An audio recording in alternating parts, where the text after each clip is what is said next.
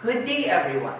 As we progress in an era wherein all things are advanced, different biological and ethical issues that arise from the emergence and development of the life sciences are still relevant.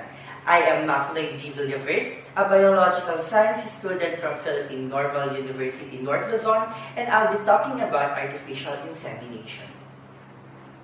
Artificial insemination is a method of treating infertility by inserting semen directly into a womb. Medical scientists developed this procedure to breed livestock, and since then, they adopted this technique for the use in humans. Artificial insemination can benefit couples or individuals with a range of needs, especially women aging 15 to 44 years old that are unable to conceive or maintain a pregnancy after 1 year of unprotected sex. It is also effective in terms of fertilizing egg and is highly efficient. Some of the conditions a doctor may recommend artificial insemination for include couples where a man may have a genetic defect and will use donor sperm, men with low sperm count, men with low sperm motility, women whose cervical mucus may be unfavorable to getting pregnant, and women with a history of endometriosis. Artificial insemination also provides the benefit that a single woman or a same-sex couple can get pregnant using donated sperm. The procedures include collection of sample from a male donor, stores it in extremely low temperatures, and then implant it to the uterus, and a few cycles may be necessary before a pregnancy occurs, but the procedure has a high rate of success by the 6th cycle. But there are a few risks when undergoing artificial insemination. The mother should take care of it because it can be excreted outside the body once stressed, overworked, or any distress that might lead to unstable emotional feeling. A pregnancy with one or more than one fetus increases the chances of complications such as premature birth or miscarriage.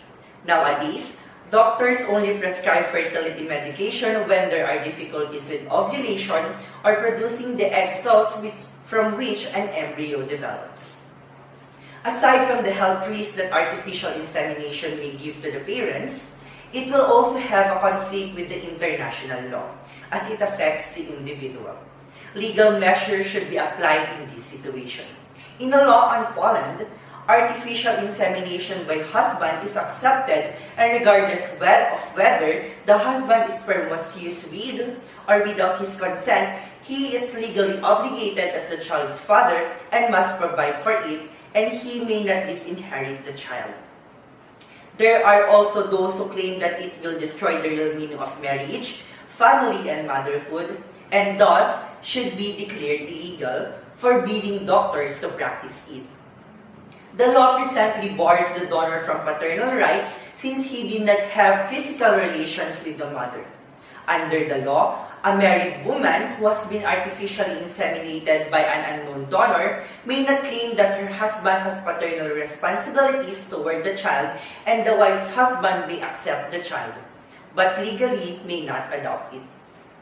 So if a couple decide to try artificial insemination, they should first agree to financially provide for the child, and in the case of a single woman or a married woman who decided on artificial insemination without the husband's consent, financial support should perhaps be offered by the alimony fund if the mother has insufficient means. As I search on the internet about this topic, it is mainly the Roman Catholic Church who are opposing this reproductive technology. That on the year 1987, after the protracted legal battle of a surrogate mother named Mary Beth Whitehead Gold waged to win custody of baby M, to the bizarre cases of inheritance rights of embryos in Australia, the Vatican responded by issuing a 40-page document called Instruction on Respect for Human Life in its Origin and on the Dignity of Procreation. This instruction was not only aimed at influencing the decisions of Roman Catholics, but was also intended to influence national legislation worldwide on biomedical issues. The document opposed all the technological intervention into the process of human reproduction. It condemned artificial insemination, embryo transfer, in vitro fertilization, and surrogate motherhood. The moral basis of document is familiar on one of the Roman Catholic moral teaching. which is human life begins at the moment of conception, and this claims follows the following moral judgment. A fetus or an embryo must be respected and treated as a human person with dignity and rights, including the right of life. This also object to the artificial insemination of a childless woman with her husband is sperm, seeing it will oppose two purposes of sexual act: the unitive, which is both on emotional and spiritual aspect, and on the procreative, the biological aspect, seeing it will be wrong if we separate both of them and are said to violate a more important right of the child, the right to be conceived, carried in the womb, brought into the world, and brought up within marriage. But this document have been opposed by many ethicists and moral theologians, especially Reverend Richard McCormick, S.J., seeing that the Roman Catholic officials failed to consult any major medical ethicists that are really expert outside the Vatican, and seeing if experience is our guide, medical interventions to overcome sterility are precisely manifestations of the love between husband and wife. Although there are other factors involved, these implications are basically medical, legal, moral, and religious. It is appropriate that we, as interested observers and participators in the investigations and therapeutics of infertility, should consider the implications, consequences, and effects of artificial insemination. This will be the principle of autonomy, which promotes my body, my choice, and by the meaning of it, to make decisions about their lives without interference from others will enter. That we should all have the right to choose and decide what to do with our body as long as we don't affect people around us, and whatever the judgment individual makes about its conclusions, there can be little question that the issues goes to the heart of what it means to be human.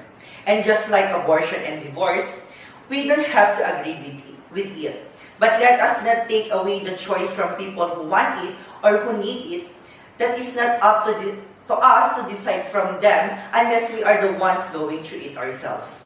These technologies that places on our horizon of unprecedented human control over our own genetic futures, our social and kinship patterns, and our relations with our siblings and our offspring, most of us will agree that it is prudent to look hard before we embrace them all without question. Despite having unearthed ethical dilemmas, we can advance our understanding of them. Bioethics will help us decipher what is right and what is wrong. Again, I am Macaulay D. Villaverde, and let me close with two words. Bioethics matters. Thank you.